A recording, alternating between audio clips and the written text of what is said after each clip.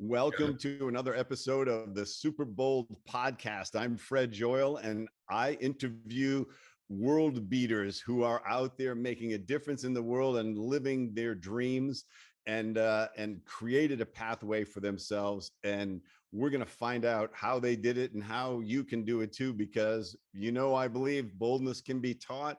And there are serious rewards. Boldness is a superpower. So my guest today is my very dear friend, Bernie Stoltz, who is the CEO of Fortune Management, which is the largest dentist management team in the corporation in the country. And he's had several businesses along the way, and he's lived an adventurous life and plenty of failures along the way that taught him a lot. And we're going to get into all of that. So Bernie, welcome to the podcast. Fred, so nice to be with you again, my partner. And, if we're going to talk about bold, then when you describe Fortune, not the largest in the country, the largest in the world, right? Okay, that's right. Let's start off by being bold, baby. I mean, we have 150 advisors in 90 markets across the United States and probably over 1,200 dental practices under management. And so I think that earns us the right. And more importantly, 33 years of hard work and amazing team that I get to work with and lead. And it's all good. And love the new book, Superbold. And, it's great because we're now incorporating that book, just as we have with all of your books in the past, Fred. We're incorporating that into the culture of a dental team, because, when it comes to, as you say, when it comes to presenting a large case or being willing to ask for money or using your power to influence, it takes guts, right? You have to have a mindset. So that book is going to be standard reading for all of our dental teams across America, as is my new book, The Fortune Recipe, which you were a major part of. So life is good in the year 2022 for Fred and Bernie. That's true. And, I was very excited that you got to really put your book out, The Fortune Recipe, ingredients for creating your best life. And it really is a summation of all of these things that you learned. And some of them you learned the hard way. Some of them was, there was a lot of hard knocks education for you along the way. And the thing that struck me the most is you actually had some good business success early on, and it left you feeling kind of empty. And I think that's a really interesting cautionary tale for people. So talk about how that happened for you. Well, yeah, and I think it's a good segue into this concept of being bold. If you go all the way back, I mean, someone just asked me on an interview yesterday, who is one of your first heroes in career and business life? And I go back and I think about it. What really, really spurred me on was a great book that I read when I was probably about 20 years old, and it was called Iacocca. Do you remember Lee Iacocca, Fred? Yes, yeah. An amazing CEO of Chrysler. Well, I mean, what people maybe don't remember, by the way, he just passed away in Beverly Hills just a couple of years ago, lived to the ripe old age of 95. But what people don't realize about Lee is he was the creator of the Mustang. He was the genius behind Ford. He came up with the concept of the Lincoln Continental and really put Ford as the leader. And then 20 years later, maybe 15 years later, he took over a failing Chrysler Corporation that was in bankruptcy, had the boldness to go to the US government and say, hey, you can't let this company fail. And then he turned it around. And of course, he was kind of also the innovator of the minivan, right? Which changed the way baby boomers in this country traveled, toasters on wheels, so to speak. But I'll tell you what was so great is that I read that at 21 or 20 years old.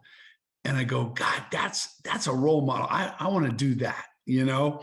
And here's a guy that started back in the Midwest and just worked his way up.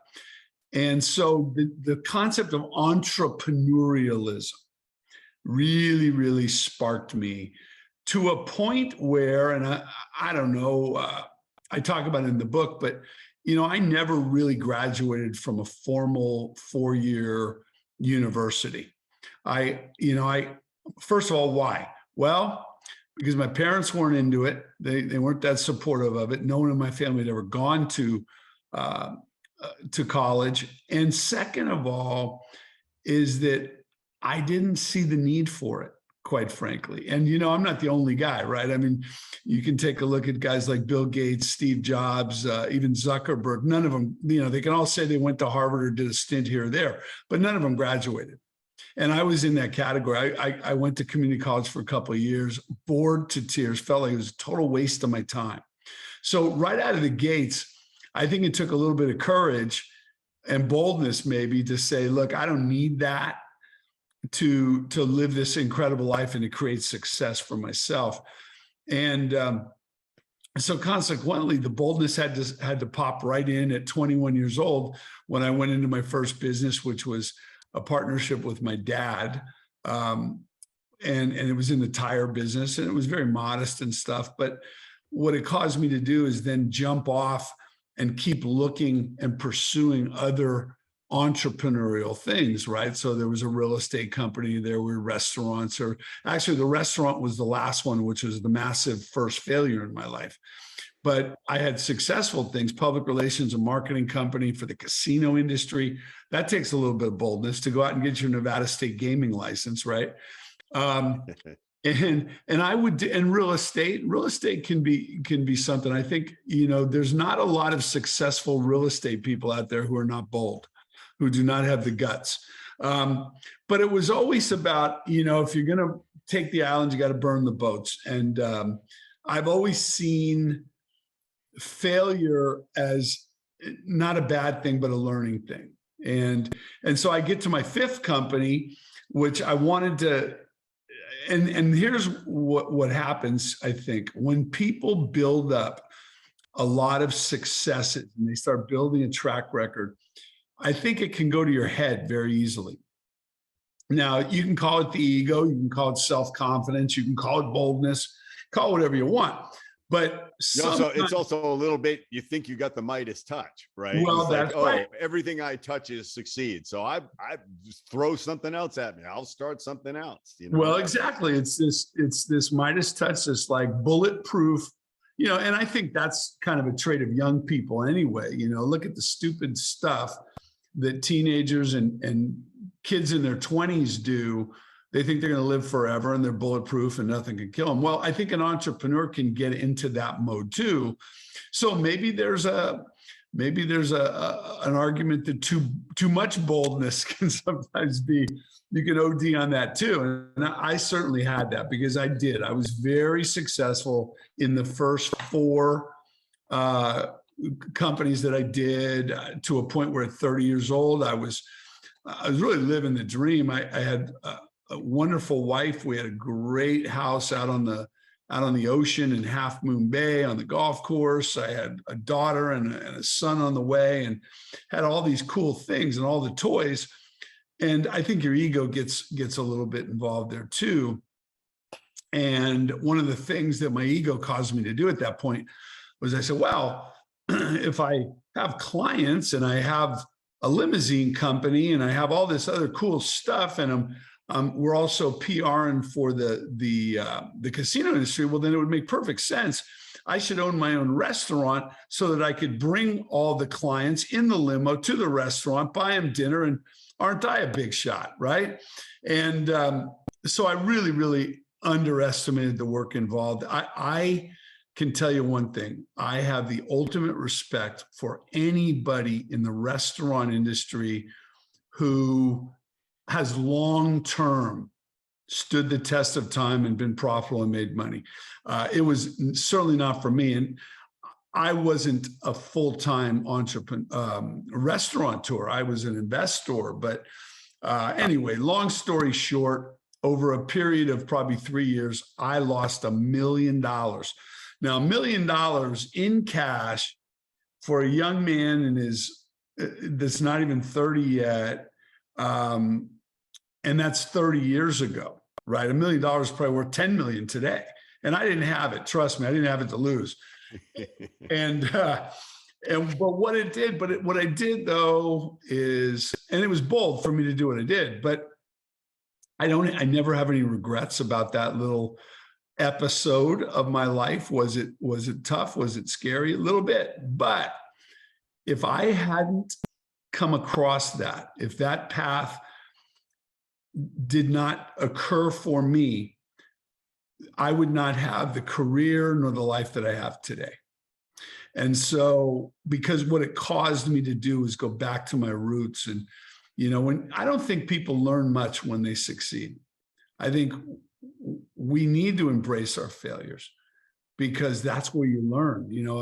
Ray Dalio in his book Principles has a great sign. You can actually make it into a poster. I've had clients make it into a poster for their office, and it just says 3 words. It says, failure plus reflection equals evolution.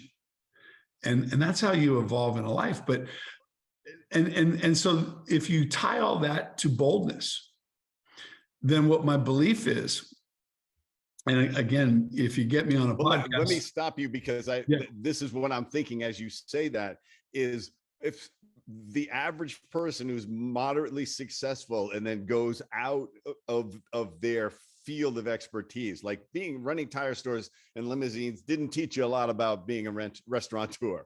Right? There wasn't a lot of transfer of knowledge there. But what happens? Somebody loses $1 million. What do most people do? They're done. They're looking for safety. They're looking for a job. Right? They're looking for a paycheck from now on. They've gotten their butt kicked and they're going to play it safe from there on. And because you said, no, I'm going to turn this around and figure out what to do from here. And I want to talk about this a lot because you clawed your way back from the bottom, from below the bottom. And knowing that you can do that changes everything in your life. Yeah, 100%. And I know when I was going through that little dark period and reflecting and reinventing, which is also a great word, and evolving as a human being, one of the greatest compliments my dad ever gave me. We were in a car, we were riding one day, and he goes, I got to give you credit, man. He goes, because you're a better man than me. He goes, I don't think I could have ever come back from what you did. And probably one of the most heartfelt things my dad has ever told me. So I think when we talk about boldness, how do you apply? I think that's when you have to be bold.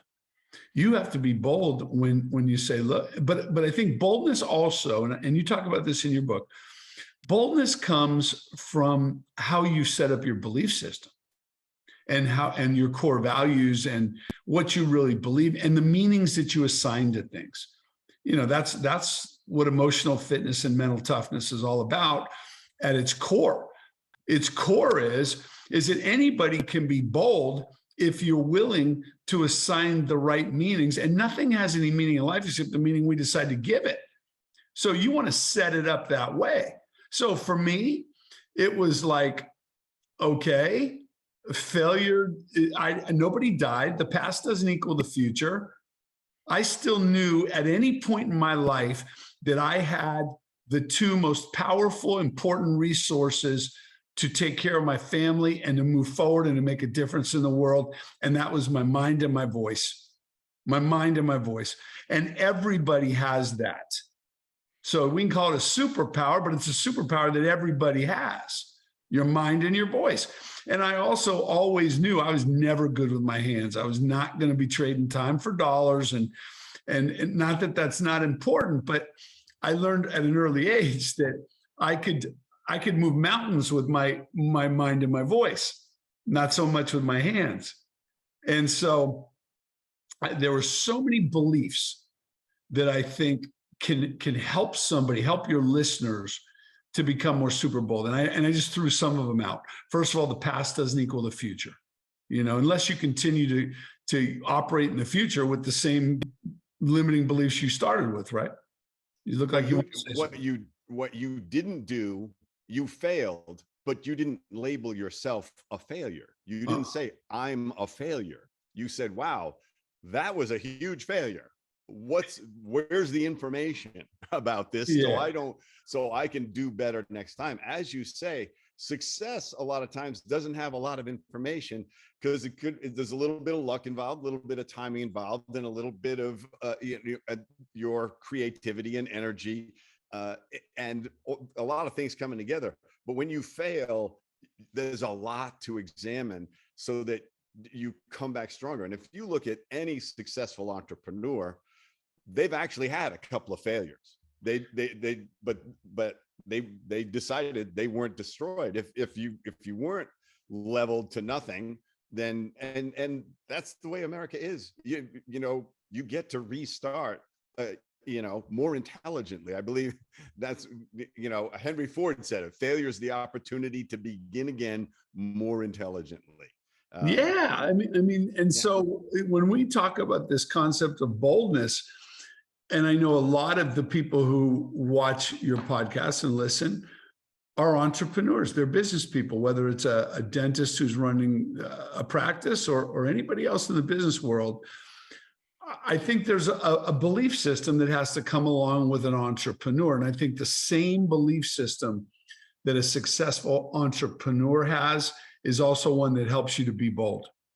Because I told this to somebody the other day, I said, I go, there are a lot of people that will go into a career, or they'll work for a Fortune 500 company, or they'll work for somebody else and use somebody else's money their whole career.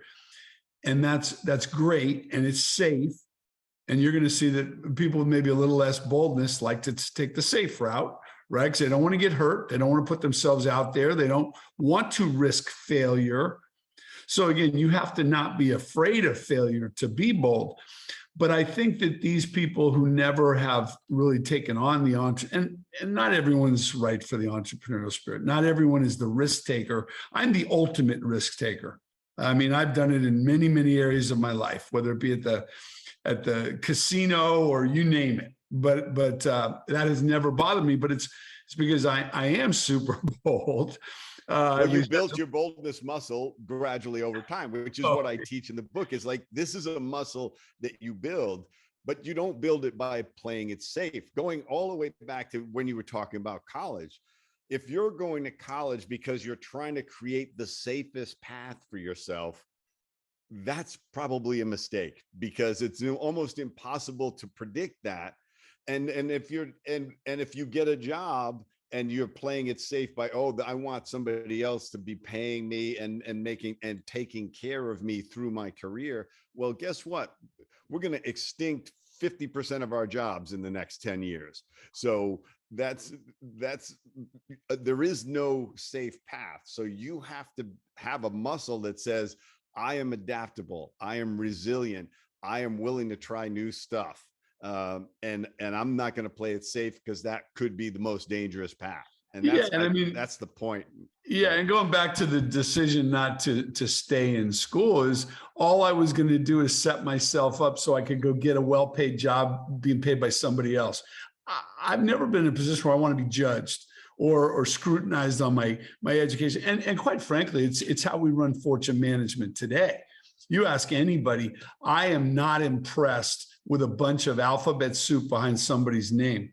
PhD, this, that, we pass on hundreds of people a year who have their MBA.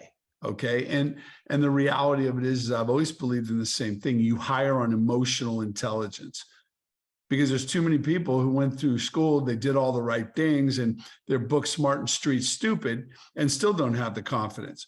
But I mean, emotional intelligence, which is about empathy, integrity, being your word, having awareness, having social skills, having street smarts and common sense. that was who I was. And maybe it's true, you hire the people that are much like you, which is not always good, but it's paid off pretty well. But back to this concept of entrepreneurialism versus, and tying boldness in, is that if you are one of those people that took the safe route and you've spent 30, 40 years working for a pension and whatever, yes, it's safe. Maybe you didn't have to develop your boldness muscles as much, but the reality of it is you missed out on all the joy of failure. And I'm going to say that way. I love that. On the joy of failure, because that's when you learn, and that's when your boldness muscle gets really, really strong. Because it's like, you can, there's a rule. It's called the 7-8 rule. You can fall down 7 times as long as you get up 8. And I always believe that, right? It's not how you begin, it's how you end.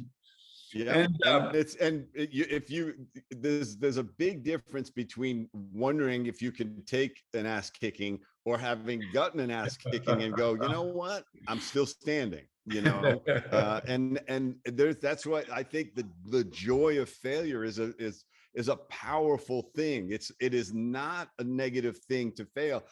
The history of mankind is a series of mistakes, right? Just figuring out our pathway, right? By doing the wrong thing, like put the fire in the cave. Okay, the cave fills up with smoke. Maybe we put the fire outside of the cave, Yeah, well, because if not, then you're trapped in this little thing called the comfort zone, right? And I don't know if you talk about that in your book at all, but that's what people do. Yeah. The danger of the comfort zone. I'm nice and safe in here.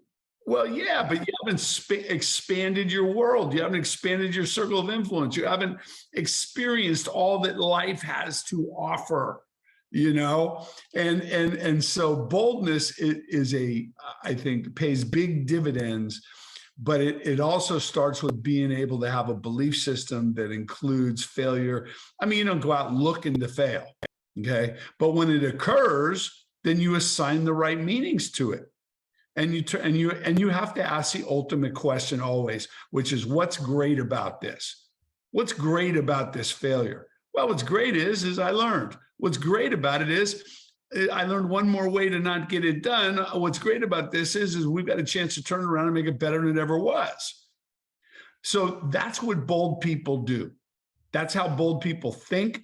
And I think that's how entrepreneurs think, because that boldness and maybe taking that sock in the gut at 30 years old and losing $1 million also gave me the boldness to go out and start the following 7 companies that I now sit as either chairman of the board or whatever we're doing, that all make a major difference in people's lives and create win-win, right? So, because it does. Every company that I've done since, I've done without fear and with boldness, because what's the worst that can happen, right? So I think that's kind of what my story is a little bit. Well, but you know what, you hit on something that I think, and I talk about this as well, and I talk about it when I talk to your team members, is and to dentists as well, is it takes boldness to accept feedback, to seek out feedback, which means get coaching. I mean, anybody good that we know, your business is all based on coaching, but it's people willing to get feedback on where they're off track, where they're failing, where they're making mistakes that they don't have to make. And it basically, it's the ability to say, I might be wrong, help me out here. And cringe a little bit when you get the feedback, because your ego is getting a little bruised, but at the same time, a coach is willing to be candid with you and say, you want to know why that happened? You want to know why this business went off the rails? Yeah. Is you delegated and then you didn't keep track of what they were doing, and all of a sudden somebody stole everything out from under you. Or you didn't tell people what you were expecting from them on a day-to-day basis. You thought they were just going to do it on their own. And guess what? They didn't. They did what they felt like doing. Well, so true, Fred. And I think that I think the more you are an entrepreneur and the more you do feel that you have that boldness power, the more you need to understand that we have blind spots. And that's what a good coach will do. A good coach will point out the blind spots, and really what it's a matter of doing. It's a shortcut. I think coaches are a shortcut because most of them, if they're good ones, have lived enough and they've already made, again, they've had failures of their own. What makes me a great coach is that I have failed and I've made mistakes. And man, I make sure now that our clients and our coaches around the country do not repeat those processes, because I know, what can happen. So yeah, I think, and if I have any regrets in my early age, maybe when I was in my 20s, although I don't know, maybe I wasn't coachable back then, but I really didn't have good coaching. I had to figure it out, a lot of it, by trial and error, by failing.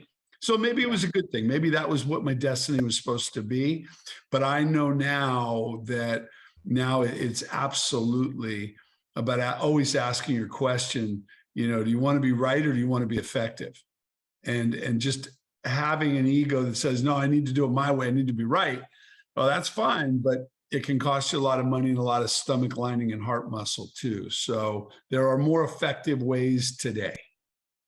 Well, and one of the things that I see you do, which is also, it takes boldness to not try to do everything yourself. It takes boldness to say, I'm going to grow leaders. I'm not going to just be a leader. My job to grow a business is to grow the leaders inside my organization. And because you value emotional intelligence so much, I think you've grown an exceptional number of women as leaders.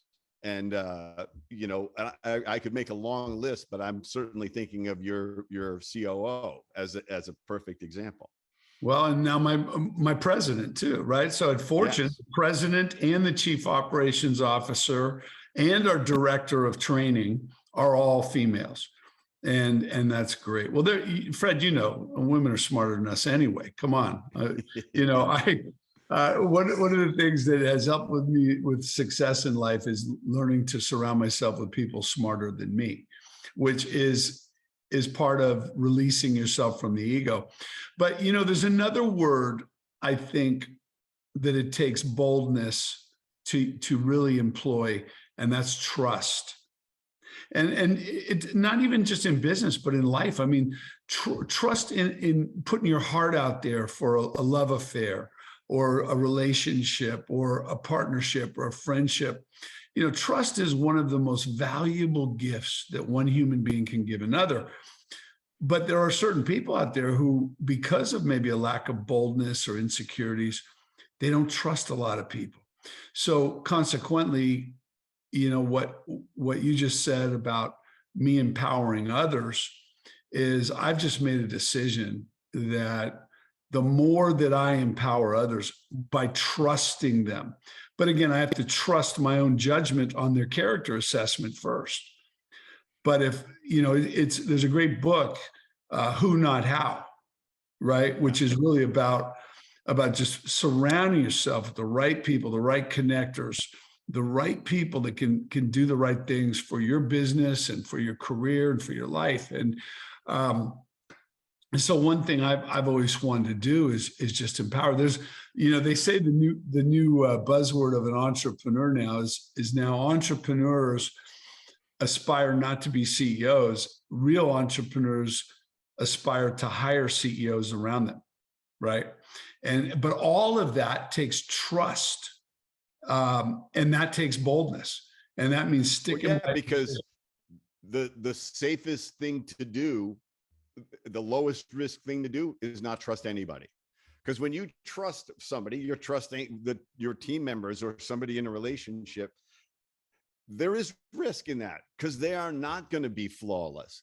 So you are assuming that they will, at some point, there will be failures in the relationship that won't destroy the relationship necessarily, but we're all flawed human beings finding our way through the world.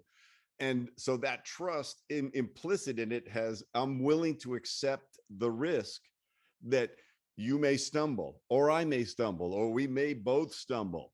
but I'm trusting you enough to lift you up and open myself up to the possible risk. All of love is about risk. There's no guarantee in it. And so playing it safe, I say it over and over again, that the clock runs out, and you don't know how long you got. I mean, you and I have both lost dear friends way too soon. And it's a cautionary tale that just says, look, you may think you got 40 more years, but you might have 40 more minutes. And you better get to stuff. You better say what you ought to say and try what you want to try and take some risks, Yeah, take some chances. A great quote from Buddha, it, and that is, the mistake we make is we think we have time. You just don't. And it doesn't mean to be foolish and do things crazy, but because rack up your credit cards to its limit. Yeah. One division of our company teaches financial planning. And I always joke with people, I always say, well, look, if we all knew exactly when we were going to die, financial planning would be a breeze, wouldn't it? Yes. I used to massive debt. I used to joke with my kids. I go, you better be careful. I go, or the last check I write's going to bounce. You spend it right down to zero.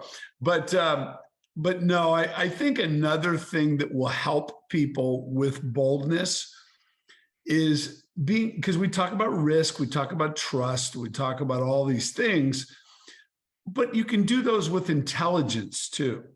So in other words, asymmetric risk is something I've learned now at a later stage of my life, is that, there's always going to be some risk, but first of all, let's get clear. Wealthy people don't take risks.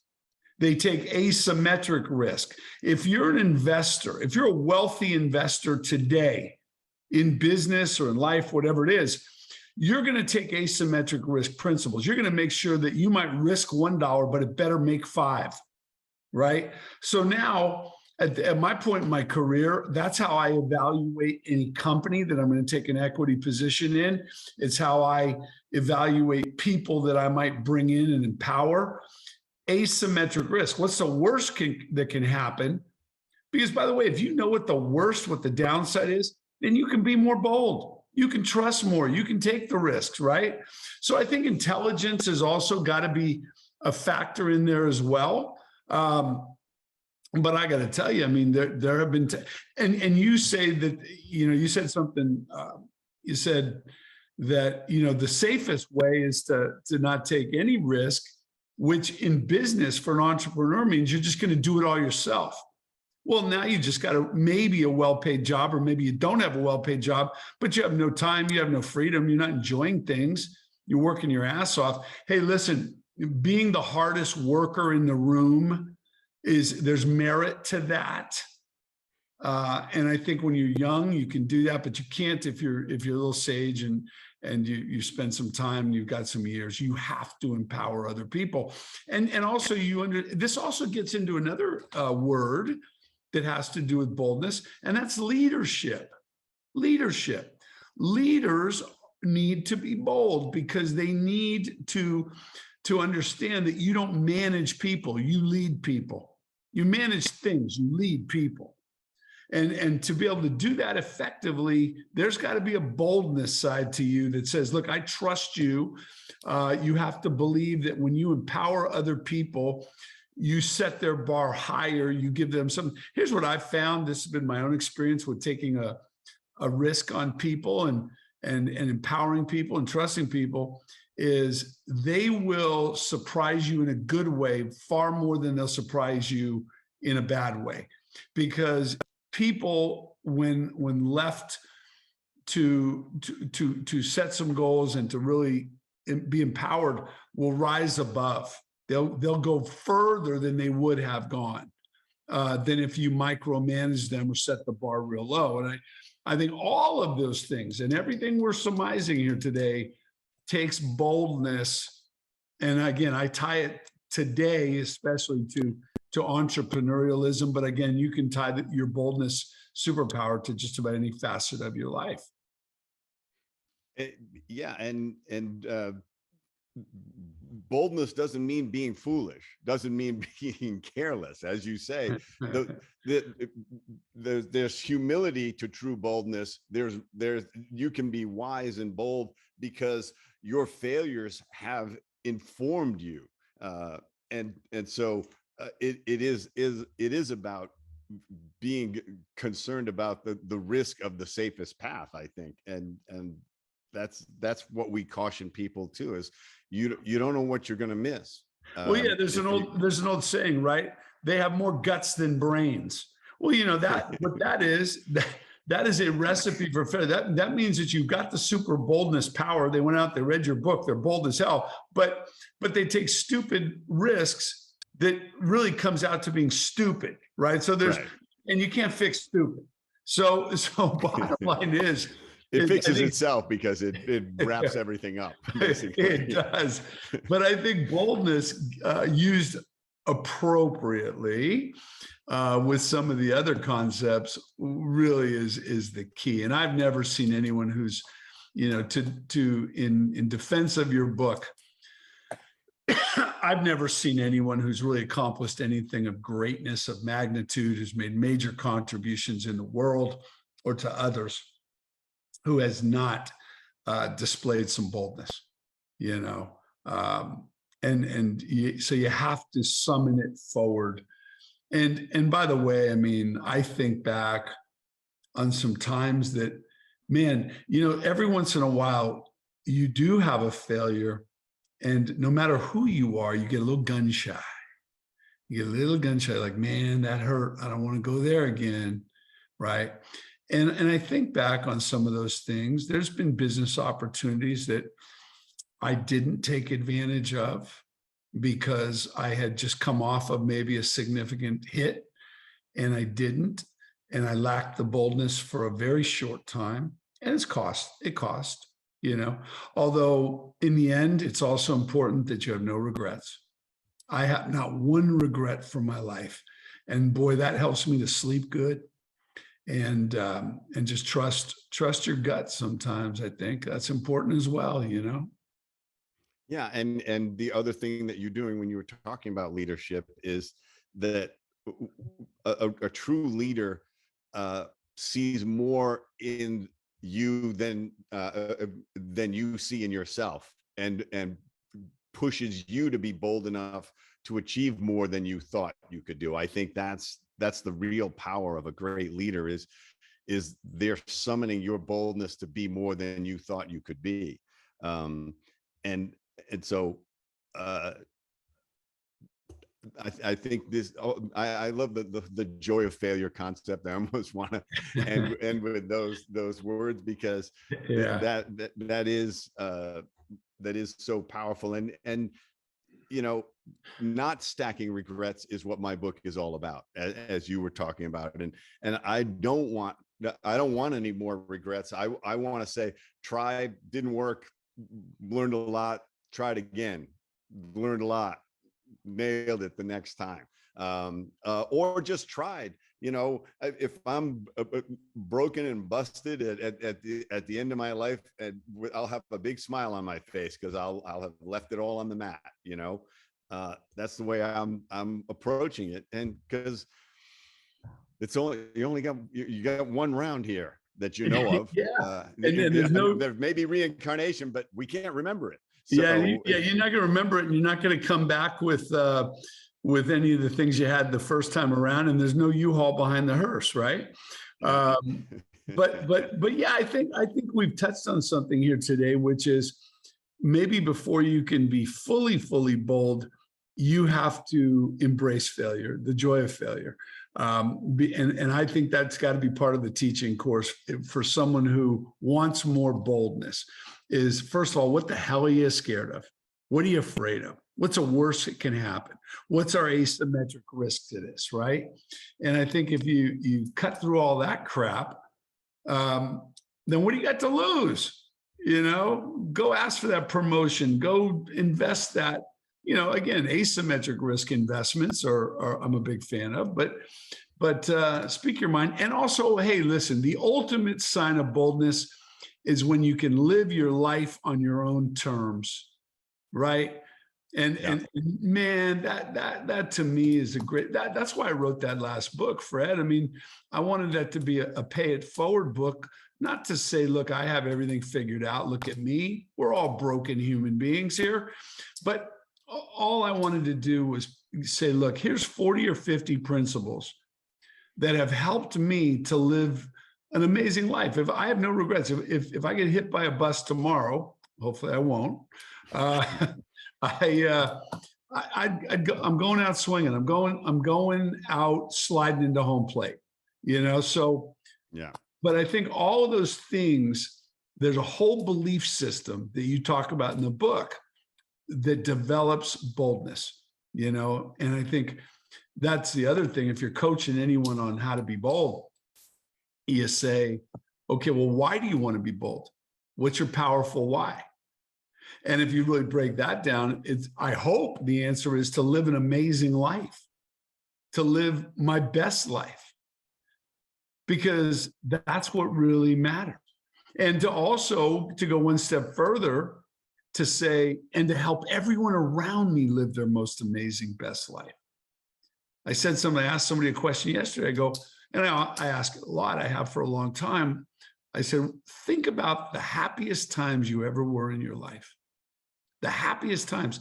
And I will tell you, it's not when your wedding day or the birth of your first child or you opened that business or whatever it was. No. The happiest human beings will always be in their life is when they're doing two things.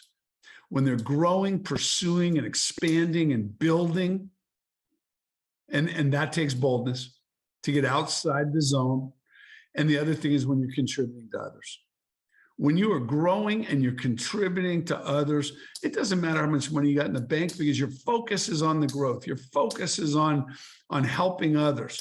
And, we're coming up on the holiday season right now. I always advise people, boy, go out and help somebody who's got way less than you because it'll put your own life in perspective.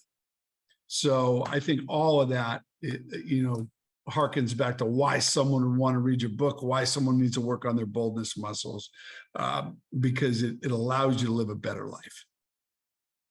Well, and I think that's a perfect place to end. Bernie, thank you so much. It has been and will continue to be just an amazing, abundant friendship. And I hope people see the value in this, in this discussion that we've had and take it to heart.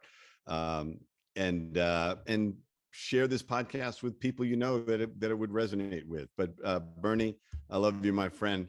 Thank you so much. Back at you, my brother. You're one of those special people in my life, and it's something that we will continue on until we're not here anymore. So, exactly. God bless, buddy.